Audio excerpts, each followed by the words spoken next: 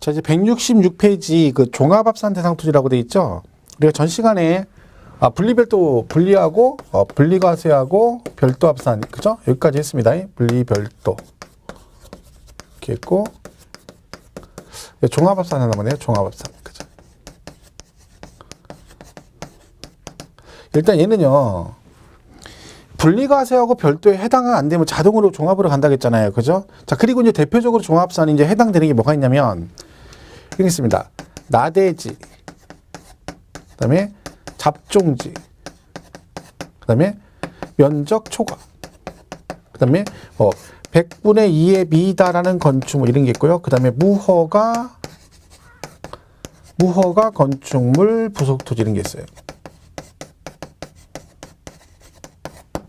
그러니까 우리가 비삼용 토지가 종합합산이거든요. 그러면 그 대표적인 게 나대지하고 잡종지 같은 거거든요. 그리고 아까 제가 했죠? 면적 초과는 무조건 뭐다? 무조건 종합이다 했잖아요. 그죠? 그리고 이건 뭐냐면 100분의 2의 미달, 이건 뭐냐면 이런 거예요. 자, 이렇게 건물이 있어요. 그죠? 그게 이제 건축물이 이렇게 있는 거죠. 그죠? 자, 그러면 얘가 건축물이잖아요. 얘가 건축물이고 얘가 부속 토지죠. 그러니까 일반적으로 건축물 부속 토지는 뭐다?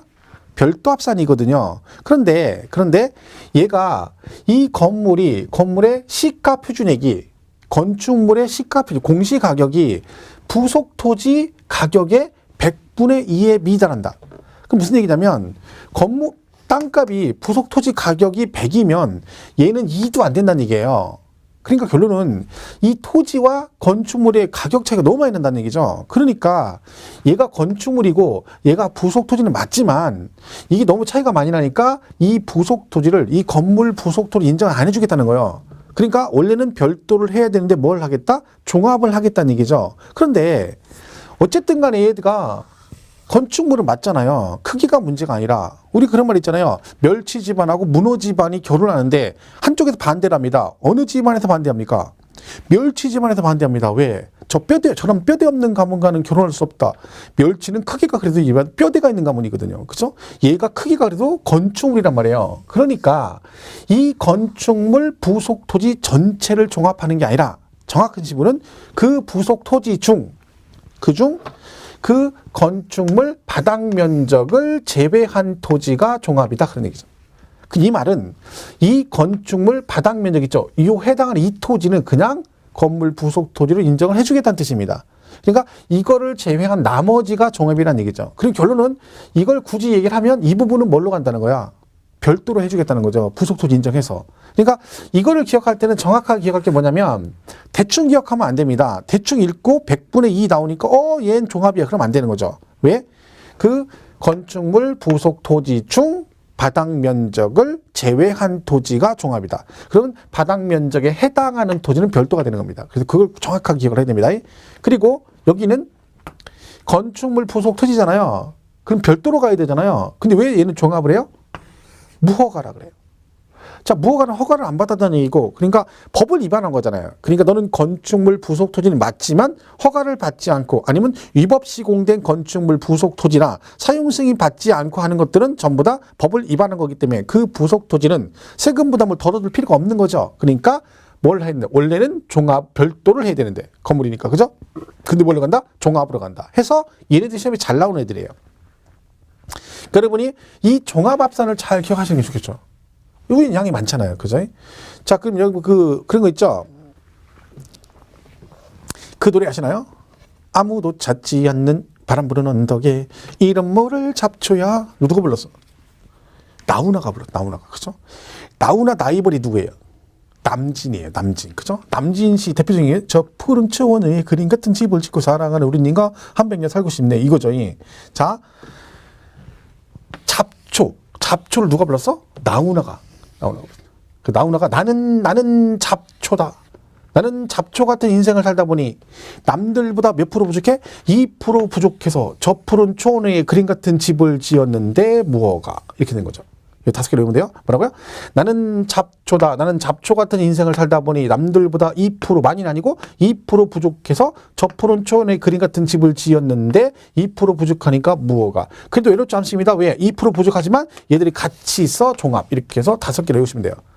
자, 그러면 우리가 공부할 때는 어떻게 되냐면 이거를 다 보면 내용이 어쨌든 제가 요약을 했어도 많잖아요. 그러면 아예 포기하지 말고 일단은 딱 하나만 외운다. 그럼 뭘 외우라겠어요? 초과는 종합이다. 무조건 그거 하나 외우고 탄력 받으면 이걸 보면 돼요. 얘부터 종합부터. 나는 잡초다 해서 얘들은 의외로 시험에 잘 나옵니다. 그리고 탄력 받으면 그 다음 별도하고 그 다음 종합 분리하고 이렇게 하면 돼요. 근데 분리가세부터 착 공부를 하다 보면 분리가세 반쯤 하면 질려버립니다. 아 이게 뭐 알지도 못하겠고 해도 뭐 티도 안 나고 포기하게 되죠. 그렇지 않으면 말고 공부를 어떻게 해라? 아 초과는 종합이다. 이거 하시고 그 다음에 나는 잡초다. 남들보다 2% 부족해서 저포는 조언에 그림 같은 필요한데 무허가 종합. 그리고 그 다음에 별도. 일반 영업용 건축물 부속 토지 별도. 그죠? 그리고 뭐 자동차 운전학원용 토지 같은 경우도 별도 이런 식으로 가는 게 낫다는 거죠. 그래서 공부를 그렇게 하시면 됩니다. 수업은 제가 요예부터 했지만 여러분은 공부를 이렇게 하는 게 좋다. 그죠? 그래야 중간에 하다가 포기하더라도 여기까지 갈 거 아니에요. 별도까지는. 그죠? 근데 위에서부터 오면 분리 반쯤 와서 아예 안 해버리는 거죠. 그죠? 얘네들 시험에 잘 나오는 얘기입니다. 그렇게 정리하시면 돼요. 그래서 우리 교재는 166페이지. 거기 막 쭉 있는 읽지 마세요. 저 정도 그냥 저기 있는 거 써 있는 것만 제가 말한 것만 기억하시면 되는데 167페이지 그 4번에 기타 종합합산이라고 돼 있죠? 거기 1번 나대지 나오잖아요. 동그라미 2번 무허가 건축물 부속 토지. 그죠? 뭐 3번은 건축물 멸실되고 멸실된 날로 6개월이 경과할 때 건축물이 멸실되고 6개월 지나버리면 나대지로 본다겠죠? 그쵸? 그러니까 종합이고 그 다음에 4번은 초과니까 5번도 초과죠? 하여튼 뭐가 됐든 면적 초과 그럼 뭐 숨도 쉬지 말고 종합 그러면 돼요. 6번이 건축물 시가표준액이 토지 시가표준액의 100분의 2에 미달하는 건축물 부속 토지 중 전체가 아니라 그 건축물 바닥 면적을 제외한 부속 토지라고 되어 있죠. 2% 미달이 그 얘기하는 거죠. 그렇고 7번 지목이 잡종지인 갈대밭 이런 것도 있죠. 잡종지. 나대지 잡종지. 그죠? 이렇게 해서 얘는 정리를 하시면 됩니다. 그래서 분리비도 종합은 양은 되게 많지만 의외로 생각보다 또 문제 나오면 쉽게 풀 수도 있습니다. 그러니까 아예 처음부터 포기할 필요는 없는 거죠. 그죠? 그러니까 기본적인 거 지금 제가 말씀드린 순서대로 잘 정리를 하시고 그리고 기출문제를 좀 나중에 많이 풀어보시면 과거에 나왔던 지문들이 반복해서 나오는 경향이 있습니다. 왜냐면 출제위원도 양심이라는 게 있거든요. 자기가 봐도 양이 너무 많거든요. 이걸 외워서 푼다는 건 본인도 못하니까 그래서 과거 나왔던 거 위주로 많이 반복을 합니다. 그러니까 그런 식으로 정리하면 이해로 쉽게 풀 수 있어요. 그러니까 꼭 그렇게 해서 정리를 하시길 바라겠습니다. 자, 그 다음에 168페이지 4절에 과세권자와 납세 의무자라고 돼 있어요. 자, 과세권자란 말은 그 세금을 부과할 수 있는 법적인 권한이 있는 자를 말합니다. 그럼 얘는 지방세 중에서 시군 구세이기 때문에 과세권자는 누가 된다? 시장군수 구청장이겠죠. 그래서 거기 보시면 1번에 과세권자 그래서 재산세 과세권자는 해당 재산의 소재지 관할. 자, 지방세는 물세라고 해서 물건 중심으로 과세가 됩니다. 그러니까 항상 물건의 소재지 관할 시장군수 구청장이다. 그랬죠? 다만 뭐라고 되세요? 특별시 관할구역에 있는 구의 경우는 재산세는 특별시 및 구세인 재산세를 한다. 이렇게 돼 있죠. 이게 무슨 얘기냐면 이 서울시만 그렇습니다. 주의할 게. 자, 원래는 구세니까 서울시도 세금을 거두면 전부 다 재산세를 구에서 가져가야 되잖아요. 근데 서울시는 재산세를 거두면 50%는 서울시, 50%는 구청에서 가져간다는 얘기입니다. 왜 그러냐면 서울시는 아시겠지만 25개 구청이 있는데 구가 있는데 이 서울시 안에서 구끼리 재정 격차가 심합니다. 무슨 얘기냐죠? 그러니까 강남 상구는 강남구 서초구 송파구는 재산세가 어마어마하게 거치는데 저 강북이나 도봉구 이쪽은 너무 적게 거치는 거죠. 그러니까 같은 서울시 안에서 재정 격차가 너무 심한 거예요. 그래서 이 격차를 줄이기 위해서 서울시에서 세금의 50%를 가져와서 그걸 서울시에서 가져가면 안 되겠죠? 왜? 구세니까. 그리고 어떻게? 재분배를 해요. 재분배. 근데 어떻게 한다는 거예요? 그때 재분배할 때 강남 상구에 돈을 다 안 주고 일부를 다른 구청에 주는 겁니다. 그러니까 재정이 약한 구에 좀 더 돈을 많이 주는 거죠. 그래서 그 구끼리 격차를 줄이겠다 해가지고 그렇게 된 얘기죠, 이게. 근데 결론은 무슨 얘기다? 서울시는 무슨 세다? 재산세가 특별시 및 구세다 그런 거죠. 둘이 공동과세한다 그런 얘기다. 그러니까 그것만 기억하시면 돼요. 내용은 알 필요 없어요. 만약에 지문에 서울시의 경우는 재산세는 특별시 및 구세다. 근데 얘 틀렸어. 이것만 안 하면 된다는 거지. 근데 나머지 광역시는 뭐예요? 그냥 구세입니다. 서울시만 그렇습니다. 왜? 나머지 구는 뭐 도토리 키재기라는 거죠. 지가 비싸봤자고 싸봤자라는 거기서 거기란 얘기지. 서울시만큼은 아니란 얘기죠. 그래서 그 얘기입니다. 거기 특별시 및 구세인 재산세를 한다. 즉 공동과세한다. 어디는? 서울시는 그 얘기입니다.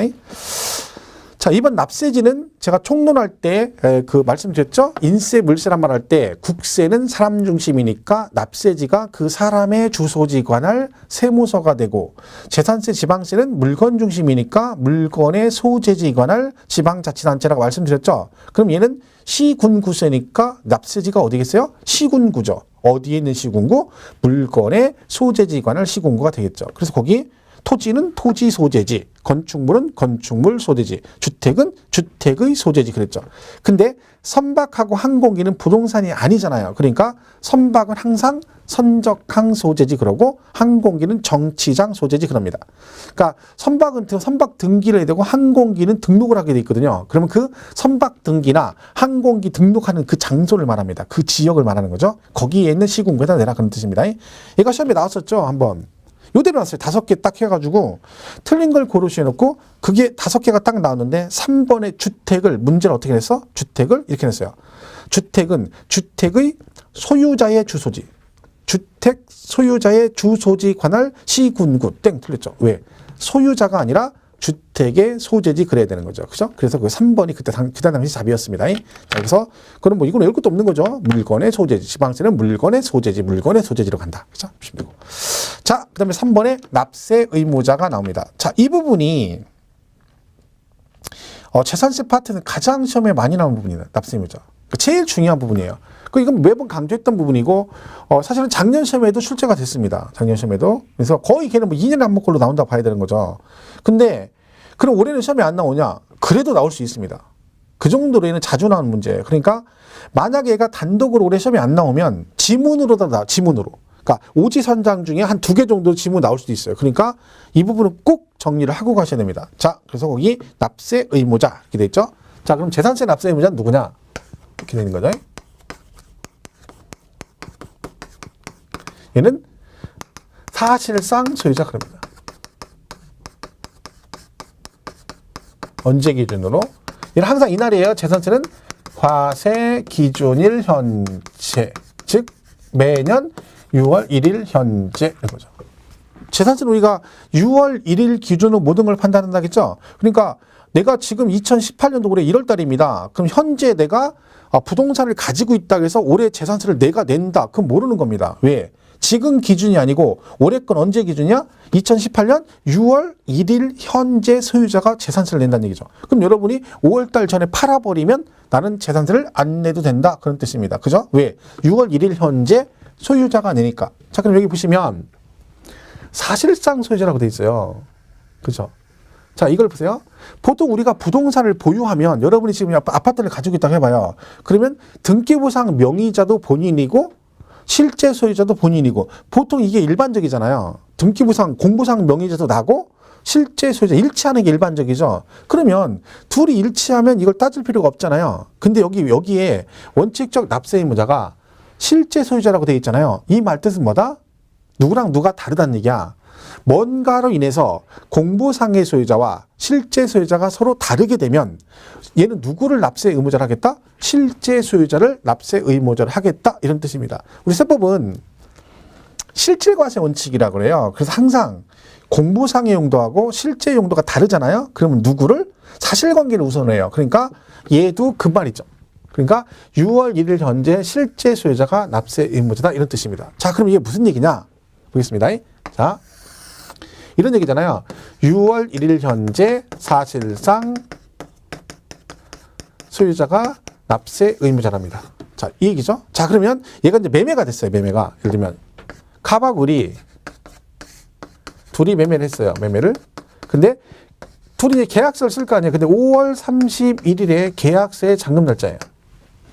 그러니까 여러분이 만약에 매매를 하다 보면 이쯤에 가서 매매할 수 있잖아요. 그러면 이제 계약서를 쓸 거 아니에요? 근데 잔금 날짜가 5월 31일로 돼 있어요.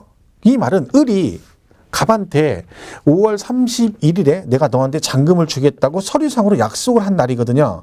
그러면 이 을이 어쨌든 갑으로부터 부동산을 취득하는 거잖아요. 그러면 이 을이 언제 이 재산의 실제 소유자가 되느냐가 되게 중요합니다. 왜?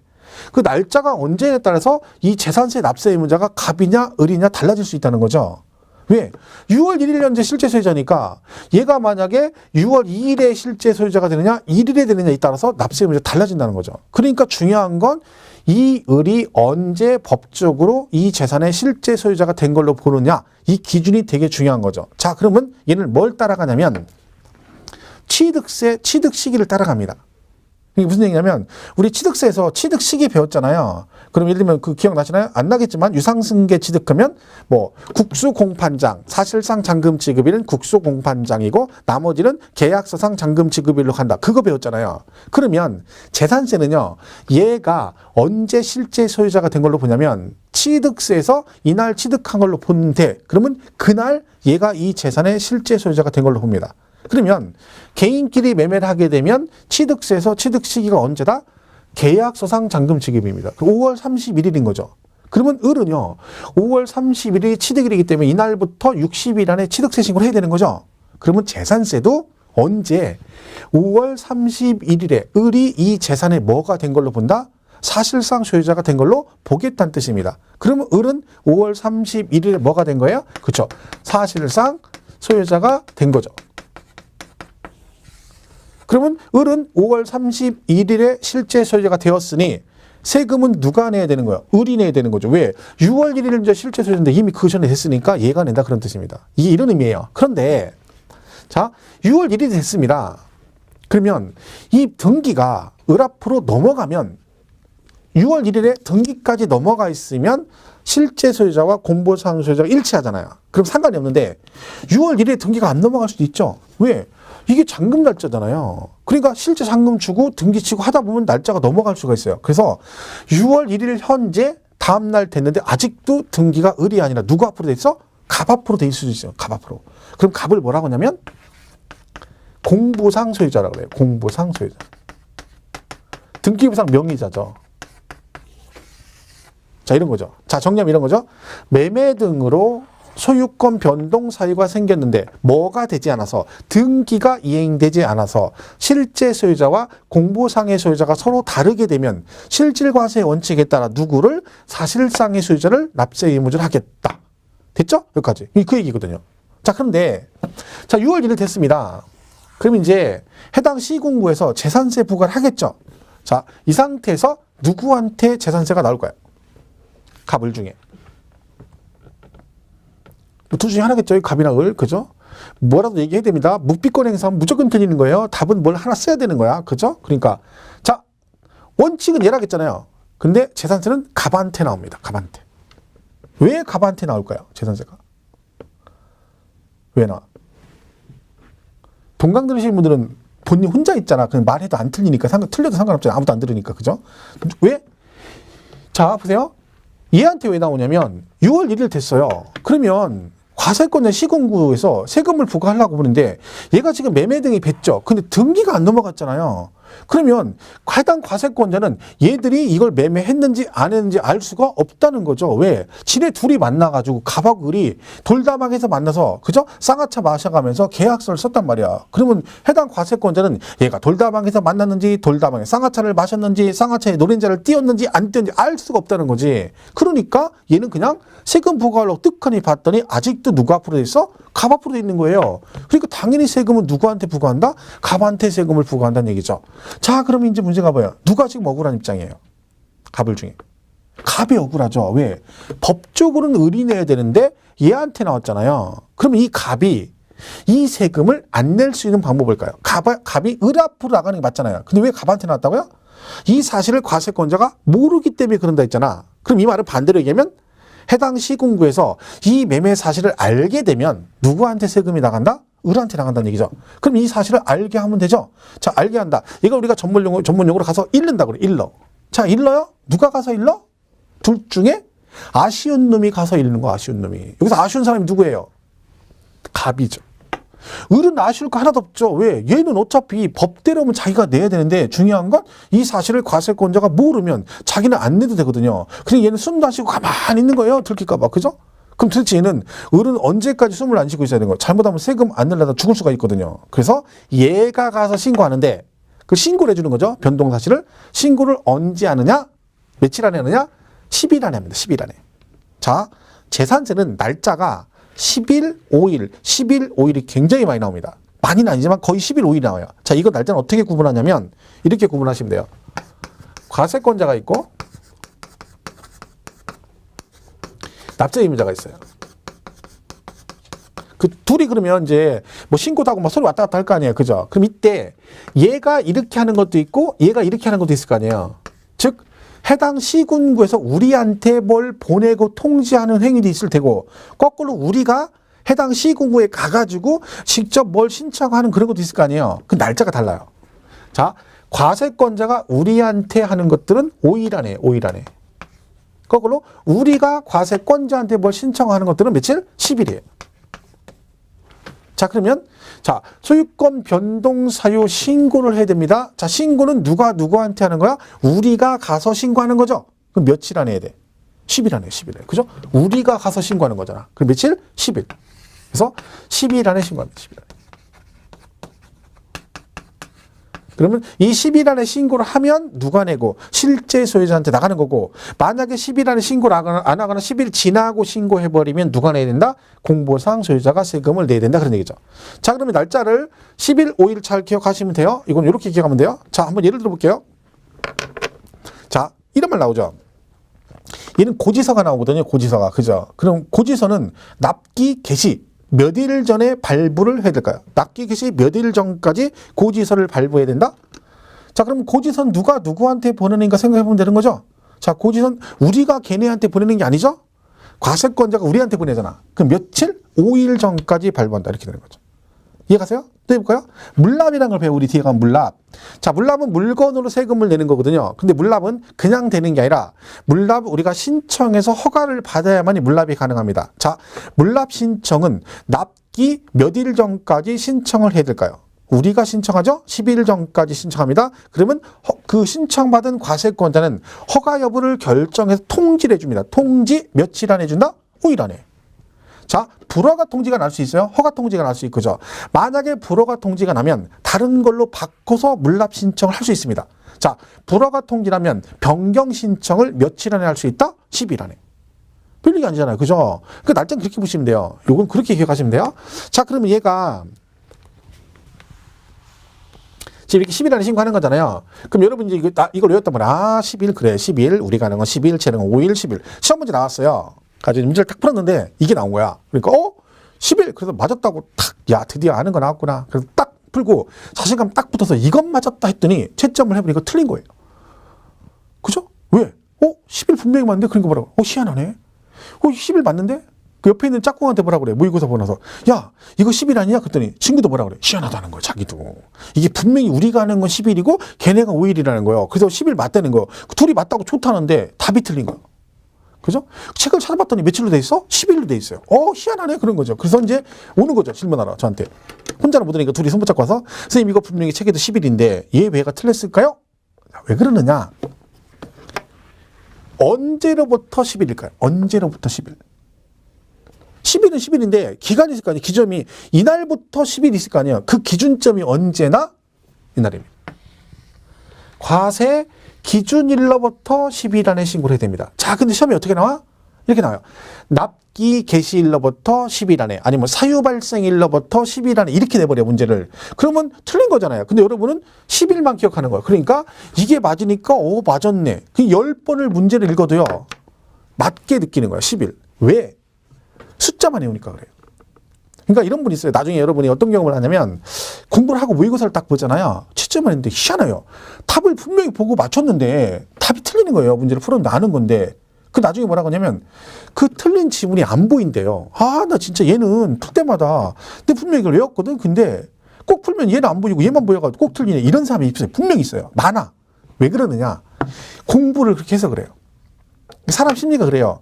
내가 문제를 풀 때 어떤 거든 그래요. 딱 처음에 볼 때 뭐가 먼저 보이냐면 내가 제일 많이 관심을 가진 게 먼저 보여요. 제가 연애할 때 와이프랑 연애할 때 이렇게 보면 만나잖아요. 만나고 이제 딱 만나고 집에 들어가잖아요. 그러면 집에 가만히 있으면요. 와이프 머리부터 발끝까지 옷은 뭐 입었고 색깔은 뭐고 머리에 삐는 어떤 색깔 어떤 거지 생각이 다 납니다. 근데 그럼 내가 와이프 만났을 때 그거 보고 외운 거 아니잖아요. 그죠? 그냥 서로 만나고 하고 온 거예요, 그냥. 근데 그게 머리에 생생하게 기억나요. 왜? 관심이 있으니까 그래요. 내 온통 관심이 와이프한테 가 있어, 연애할 때니까. 그죠? 그러니까 안 외워도 그냥 머릿속에 막 스캔돼서 쫙 돼 있는 거죠. 공부도 똑같아요. 여러분 왜 그러냐면, 이걸 할 때 어떻게 공부하냐면, 책에 있잖아요. 과세 기준으로 10이라네. 그러면 과세 기준 대충 읽고, 숫자가 중요하다 생각, 그러니까 11, 11 그래요. 그러면 얘는 한 번 읽고 11은 10번 읽어요. 11, 11. 그러면 내가 관심이 11에 가 있잖아요. 그러면 시험 볼 때 뭐가 먼저 보여? 내 눈엔 너만 보여? 너만 보여. 뭐? 얘만 보이는 거야. 그러니까 얘가 죽어도 안 보이는 거예요. 그러니까 맨날 이거 보고 맞았다는 거지. 자, 그럼 어떻게 되는 거야? 그래서 우리가 공부를 어떻게 되는 거야? 같이 신경을 써야 되는 거야. 그러니까 이걸 물어볼 때 제가, 자, 소유권 변동 사유 생기면 며칠 안에 신고해야 되나요? 그럼 10일 안에 그렇게 얘기하면 안 되고, 뭐라고 대답을 해야 돼요? 과세 기준일로부터 10일 안에 이래야 되는 거야. 계속 습관을 그렇게 들이면 나중에 문제를 어떻게 읽어요? 10일 이렇게 읽는 게 아니라 과세 기준일로부터 10일이라고 읽어요. 그러면 그때 사유 발생일이 보이는 거야.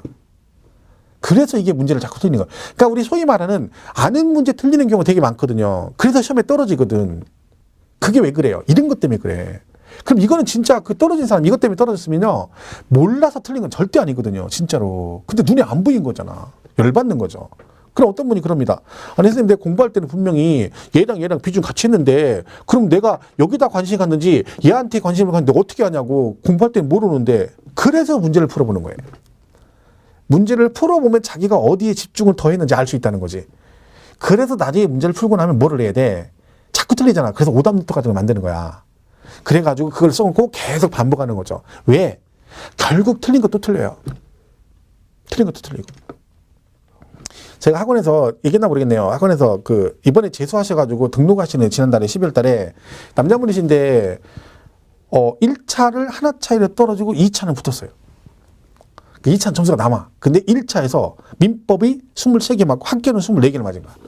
그럼 떨어진 거잖아요. 그 동차를 다 떨어진 거예요. 그죠? 결국은. 그래서 접수를 다시 하는데, 제가 그때 이렇게 앉아있었는데 저한테 그러는 거예요. 제가 맨날 그러거든요.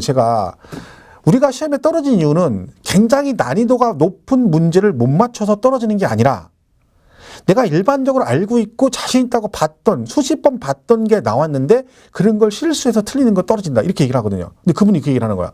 자기 민법을 하나 차례로 떨어졌는데 자기가 진짜 시험 끝나고 이렇게 봤대요. 근데 어려운 건 빼고 아주 기본적인 거 틀린 걸 봤더니 그중에 3문제는 자기가 수업할 때 학원 다닐 내내 봤던 거래요.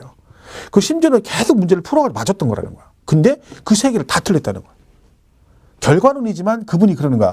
그래서 이거 하나만 한 얘기지만, 내가 그 3개 다른 거 관두고 어려운 거 관두고 그 3개 내가 그렇게 봤던 걸 하나만 맞춰서도 내가 합격하는 건데 이 떨어졌다고 그러면서 교수님 말이 맞다고. 진짜 어려운 건 어차피 누구나 다 찍는 건데 거기다 집중할 게 아니다는 거죠. 결국 이런 것들이에요. 그러니까 결국 이건 문제를 풀어서 해결해야 되는 거죠. 물론 지금은 여러분이 그럴 짬밥이 아니기 때문에 지금은 최대한 동영상을 많이 들어야 되는 거죠. 계속 들어내야 돼요. 그리고 동강 들으신 분들 제가 실강할 때 많이 말씀을 드리는데, 1차 과목이 빨리 잡혀야 됩니다. 1차 과목이 안 잡히면 나중에 2차를 못 하게 돼요. 그러니까 초장에는 1차 민법개론을 막 많이 해야 돼요. 많이. 그래가지고 늦어도 4월달 안에는 1차를 어느 정도 잡아놔야 돼요. 근데 5월, 6월, 7월 갔는데 1차가 안 잡히면 2차를 못 해요. 그럼 2차를 포기하게 돼. 그러니까 지금 막 2차까지 막 전체 다 잘라고 하지 말고 2차는 동영상을 듣고 하되 집중적으로 공부할 건 1차 과목이라는 거죠. 그죠? 그걸 꼭 명심하셔야 돼요. 그래서 잡아놔야 돼요. 그러면 2차는 생각보다 쉬워요. 2차는. 여러분이 체감하는 것보다 훨씬 많이 나와요. 점수가. 대부분이. 그 결국 1차에서 많이 떨어지는 거야. 그죠? 그래서 말했죠. 2차는 중개사법이 되게 중요합니다. 그래서 2차는 중개사법이 있기 때문에 고득점을 할 수 있기 때문에 2차는 합격할 수 있어요. 작년에도 저는 계속 그 얘기를 합니다. 그래서 작년에도 얘기를 했고, 실제로 제가 이제 저번에 우크랜드 동영상 합격자 모임 하는데 갔는데 오신 분이 다 그렇게 얘기하시는 거예요. 똑같은 얘기를 해요. 중개사법이 쉽게 나왔거든요. 거기서 고득점 해가지고 합격했다 얘기를 많이 하죠. 실제로 그렇습니다. 그러니까 이번에, 그리고 또 우리 중개사 정지훈 선생이 강의를 되게 잘하는 겁니다. 그래서 아마 그대로 따라가면, 그거 하라는 대로 따라가고 내준 것만 공부 다 하잖아요. 그럼 35개 이상은 다 맞습니다. 뭐 그냥 하는 소리가 아니라. 제가 매번 그렇게 얘기하고 실제 합격하신 분들 다 똑같은 얘기를 합니다. 그죠? 그러니까 중개사 보면 어렵게 안 나와요. 그러니까 거기에서 30개 이상을 맞으시면 돼. 충분히 맞을 수 있어. 그러니까 2차는 어렵지 않으니까 1차 좀 위주로 많이 보시고 2차는 이제 계속 동강 들으시고 하시면 됩니다. 자, 그래서 결론은 요게 이제 조심해야 돼요. 과세 기준일로부터 10일 안에 이렇게 되는 거죠. 자, 그러면 계약서를 쓰다 보면 이럴 수 있잖아요. 이날 이렇게 할 수 있죠. 그죠? 이날이 계약서의 잔금 날짜. 계약서를 쓰다 보면 6월 1일이 될 수도 있겠죠? 자, 이때는 납세 의무자가 누굴까요? 갑을 중에. 추가하면 되죠? 아까 이날이 계약상 잔금 날짜면 을은 6월 1일에 뭐가 된 거예요? 사실상 소유자가 됐다는 얘기잖아요. 그죠? 5월 30일에는 얘는 5월 30일에 실제 소유자 된 거고 계약서 잔금 날짜 6월 1일이면 얘는 6월 1일에 실제 소유자가 된 거죠. 자, 여기 뭐라고 돼 있어요? 6월 1일 현재 사실상 소유자가 납세 의무자다. 이런 얘기죠. 그럼 6월 1일까지는 누가 내야 되는 거야? 그죠? 을이 내야 돼요. 을이. 얘가 납세 의무자예요. 그러니까 6월 1일까지 매수가 납세 의무자예요. 자, 그럼 여러분 이거 잘 보세요. 만약 여러분이 이번에 5월 달쯤에 그 매매를 하게 되면 계약서를 쓸 거 아니에요. 그럼 잔금 날짜가 5월 말에서 6월 초가 될 수도 있겠죠. 그럼 이때 6월 1일까지는 매수가 재산세를 내야 돼요. 그럼 여러분이 만약에 아파트를 산다. 그러면 매수를 한다. 그럼 어떻게 돼? 여러분이 계약서를 날짜를 언제로 가야 재산세를 안 냅니까? 6월 2일로 가야 되는 거야. 왜? 6월 1일까지로 가버리면 매수가 내야 돼요. 그럼 여러분은 5월 31일에 만약 샀다. 그러면 하루 보유하고 재산세를 본인이 내야 돼요. 근데 매도는 주거나 사나 매도는 계약서의 잔금날 6월 1일로 가야 되는 거지. 그죠? 왜? 6월 1일까지는 매수가 내니까. 그러니까 파는 사람은 잔금 날짜를 주거나 사나 아무리 늦어도 6월 1일로 해야 되고 사는 사람은 6월 2일로 가야 되는 거예요. 그럼 이 하루 차이로 납세자가 바뀌어버리는 거죠. 그러니까 이게 재산세가 이제 만약 금액이 안 크면 상관없는데 만약에 몇백만 원 나온다 그러면 이쪽에 걸리면 서로 굉장히 민감한 부분이죠. 근데 이 공부를 안 하는 사람은 몰라요, 저거를. 왜 우리가 재산세 낼 때 이 중개사 공부 안 하면요. 재산세를 내면 이걸 이래서 얘가 이런 거 모릅니다. 물론 알아야 얘기를 하지. 그냥 매수는 자기가 샀어.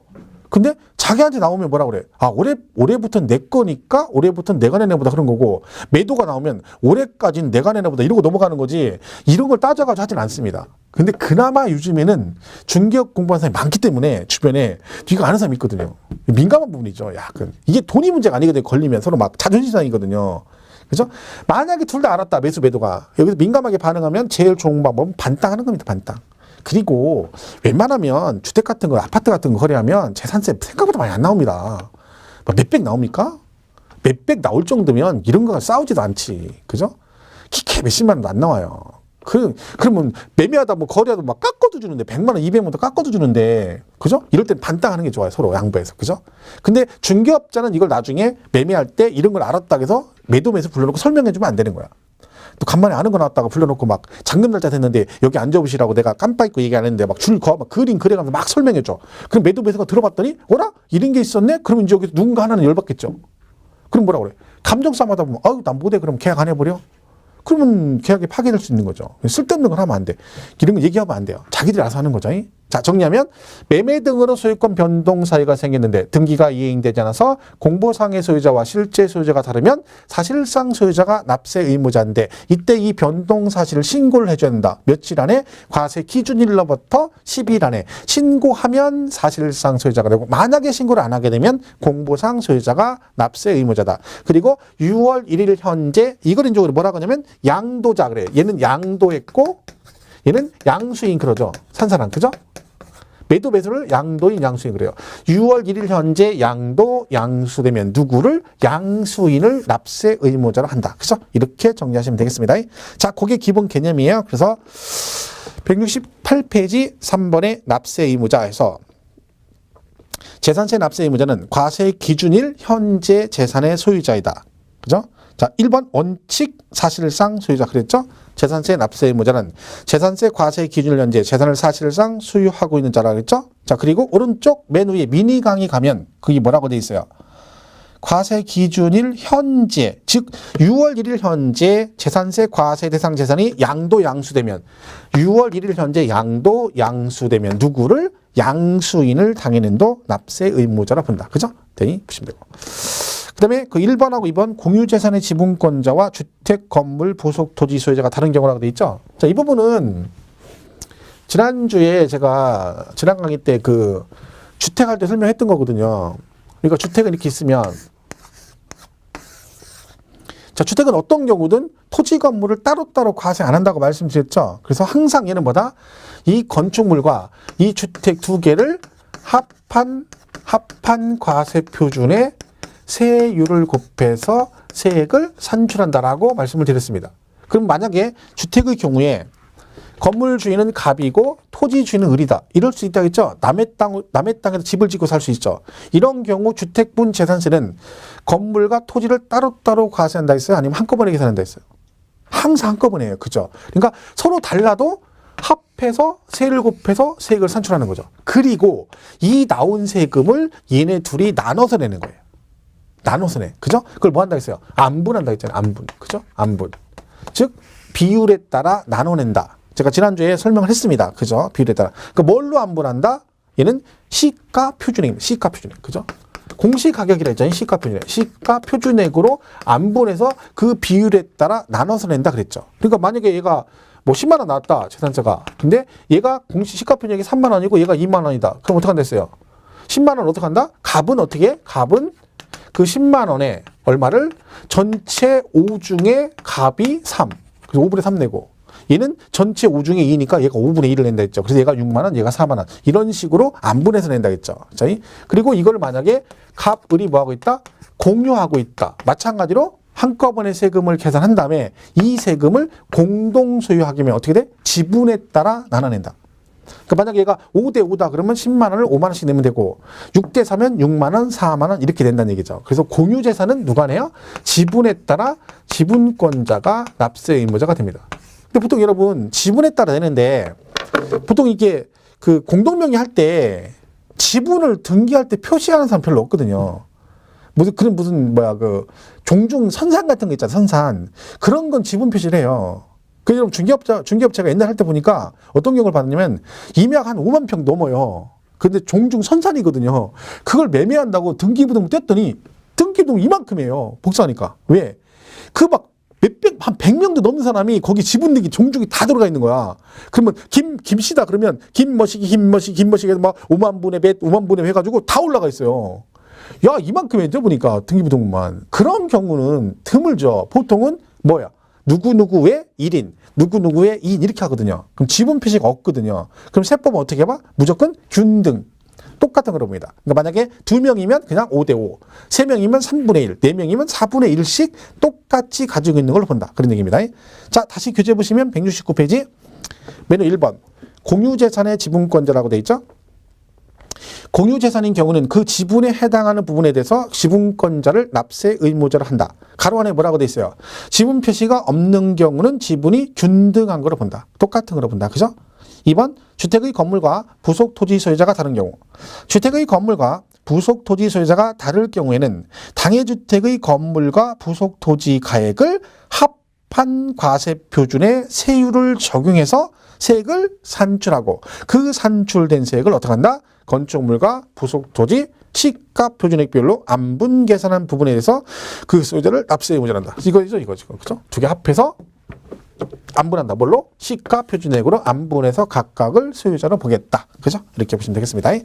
자, 2번 예외 나오죠? 의제 납세 의무자. 1번 공부상 소유자. 지금 뭐예요? 공부상의 소유자가 매매 등의 사유로 소유권 변동이 되었는데도 신고를 하지 않아서 실제 소유자를 알 수 없으면 누가 낸다? 공보상 소유자. 아까 10일 안에 신고하라고 했죠? 근데 신고를 하면 실제 소유자, 안 하면 공보상 소유자. 그 얘기죠. 2번 상속재산의 주된 상속자. 이건 뭐냐면 이런 얘기입니다. 자, 여러분이 상속을 받았어요. 그죠? 상속을 받았는데 아직 지금 상중이에요. 상중. 그죠? 그래서 각자 상속은 받았는데 아직 등기 같은 걸 본인 앞에 못했어요. 그래서 아직 등기가 안 돼 있어. 그러면 등기가 안 돼 있으면 실제 소유자가 누군지 모르잖아요. 그러면 등기는 안 돼 있어도 그러면 뭐예요? 가서 등기는 아직 안 하더라도 내가 실제 소유자라고 해당 시군구에 가서 사실상 소유자 신고를 하면 그 사람한테 세금이 나가요. 근데 얘가 지금 상중인데 등기도 안 하고 당연히 신고도 못 했겠죠. 지금 상도 치르고 해야 되니까. 그 둘 다 못 한 거예요. 근데 6월 1일이 된 거죠. 그러면 이제 해당 시군구에서 뭐라 그래요? 세금을 내래요. 그러니까 내가 뭐라 그래? 야, 지금 네가 알다시피 우리 상중이고 아직 상 안 끝났고 그래서 아직 등기도 못했어. 그 세금을 못 내. 그럼 실제 소유자 신고. 야, 그걸 지금 어떻게 둘 다 못했어. 그럼 내가 상 끝나고 딱 끝나면 얼른 가서 신고할게. 그러면 해당 신고해서 아 그러시라고 상중이시면 천천히 하셔야죠. 이럽니까? 어린 택도 없습니다. 걔 뭐라 그래? 슬픔은 이해하지만 세금은 내야 된다. 그럼 내가 뭐라 그래? 야 누가 내? 등기도 안 하고 신고도 안 했는데 지금 못 했는데 그러면 네가 내 그럼. 내가 왜? 네가 누구요? 지분이 제일 많다는 거야. 즉 누구? 주된 상속자예요. 주된 상속자. 그 얘가 돼야 되는 거야. 주된 상속자. 그러니까 주된 상속자는 그러니까 지분이 제일 많은 사람을 말합니다. 근데 조심할 거는 이거는요. 이렇게 가는 게 아니에요. 이게 아니라 상속이 됐는데 등기를 하면 얘가 내고 등기를 안 했지만 실제 소유자 신고하면 얘가 내는 거고 둘 다 안 했을 때 얘가 내는 거야. 그죠? 그러니까 상속은 등기도 안 하고 신고도 안 했을 때 누가 낸다? 주된 상속자가 낸다. 지분이 제일 많은 사람. 지분이 똑같은 사람이 둘 이상이면 연장자가 냅니다. 연장자. 그죠? 그런 거고. 만약에 세 쌍둥이다. 그럼 대한민국 만세 누가 내요? 대한이가 내죠. 대한이가. 그죠? 대한민국 만세는 대한이가 제일 형이잖아. 그죠? 어쨌든 연장자는 있으니까. 그죠? 그렇게 가는 거죠. 자, 보세요. 2번 상속재산의 주된 상속자. 상속이 개시가 됐는데 등기도 안 하고 신고도 안 하면 누구? 주된 상속자. 그죠? 3번 종중재산의 공보상 소유자. 이런 거 있잖아요. 종중 선산인데 종손인 개인 앞으로 임야가 돼 있는 경우 있거든요.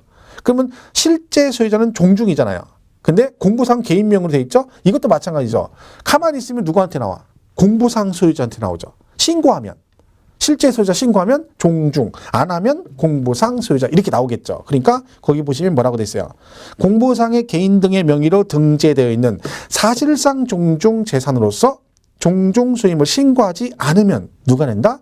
공보상 소유자. 이 말은 종중 수임을 신고하면 누가 낸다는 거야. 그때는 종중이 낸다 그런 뜻이죠. 4번은 매수계약자인데 이건 뭐냐면 건물이 있겠어요. 자, 근데 이게 국가 등 건물이에요. 그렇죠? 근데 갑이 둘이 계약을 한 거죠. 국가 소유 건물을 자, 갑이요. 이 국가 건물을 사겠다. 매수라고 하죠. 사겠다고 계약을 한 거예요. 산 건 아니고요. 뭐만 했어? 계약만 했어요. 그럼 나는 누구예요? 이 건물을 사겠다고 계약을 한 사람이죠. 그래서 매수 계약자라고 그래요. 그럼 상식적으로 갑이 재산세를 내면 안 되잖아요. 왜? 산 것도 아니고 매수한다고 계약만 한 건데, 그죠? 그런데 얘가 그런데도 얘한테 내라는 거. 왜 그러느냐? 얘가 무슨 계약을 했느냐? 연부 계약을 한 거예요. 연부 계약. 연부가 뭐예요? 돈을 1년에 한 번씩 주는 조건을 하는 거죠. 연부 계약. 그죠? 그러니까 돈을 한꺼번에 주는 게 아니라 1년에 한 번씩. 그래서 얘가 국가 소유 건물인데 내가 뭐래요? 5년 동안 1년에 20억씩 주겠다. 이런 식으로 연부 계약을 하고 그 기간 동안에 이 갑이 이 건물을 사용해요. 자기 게 아닌데 월세 내고 안 내고 공짜로. 자, 그럼 얘가 내는 거예요. 자, 그럼 뭐예요? 이 건물이 국가 건데 제가 5년간 연부 계약을 체결해서 내 건 아니잖아요. 돈 다 안 줬으니까. 그리고 제가 5년 동안 이 건물을 사용하면서 학원도 하고 막 하는 거예요. 월세 한 푼도 안 주고. 그러면 소유권은 국가 거지만 네가 네 것처럼 공짜로 쓰니까 양심 있으면 세금은 네가 내라는 얘기죠. 그래서 얘가 내는 거야. 그러면 이 지문은 이 세 가지 조건이 동시 충족이 돼야 돼요. 그러니까 세 개 중에 하나라도 안 맞으면 안 되는 거야. 그러니까 법인과 연부, 무상 그런 법인이 내는 거예요. 그죠? 국가 등과 무슨 계약을 해야 돼? 연부 계약을 해야 돼요. 그리고 공짜로 써야 되는 거죠. 만약에 유상이면 제가 월세를 따박따박 내고 있다는 얘기잖아요. 그럼 제가 낼 일이 없죠. 그죠? 조건이 그렇습니다. 자, 거꾸로 이런 것도 있죠. 거꾸로 이게 갑 거예요. 근데 이 건물을 국가 등이 1년 이상 공짜로, 그죠? 1년 이상 무상이나 그죠? 공용이나 공공용으로 무상으로 써요. 내 건물을 국가 등이 1년 이상 공공용으로 공짜로 쓴다. 그러면 이 논리대로 하면 누가 세금을 내야 됩니까? 국가가 내야죠. 근데 국가는 비과세. 그죠? 국가 등은 다 비과세죠. 그래서 뒤에 넘어가면 비과세 파트 이 말이 나와요. 그죠? 그러니까 이 같은 얘기죠. 반대로 생각하면 되죠. 국가 걸 내가 공짜로 썼더니 날 덜어내래. 그러면 내 거를 국가 등이 1년 이상 공짜로 쓰면 국가가 세금을 내는데 국가는 뭘 받는다?